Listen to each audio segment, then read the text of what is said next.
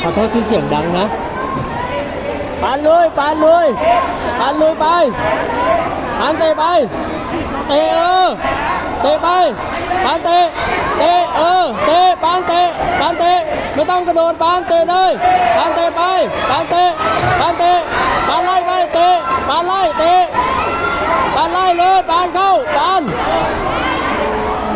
เข้าดีปานเตะปานเตะไปปานเตะปานเตะปานเตะปานเตะไล่ไปปานไล่ปานเตะปานเตะปานเตะปานเตะเตะปานเตะปานเตะปานเตะเอกปานเตะเอกปานไล่ปานเตะปานเตะปานเตะเตะไปปาน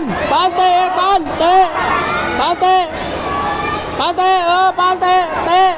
ปานเตะเตะเตะอย่างนั้นปานลุยเย่มาเล่นเกมได้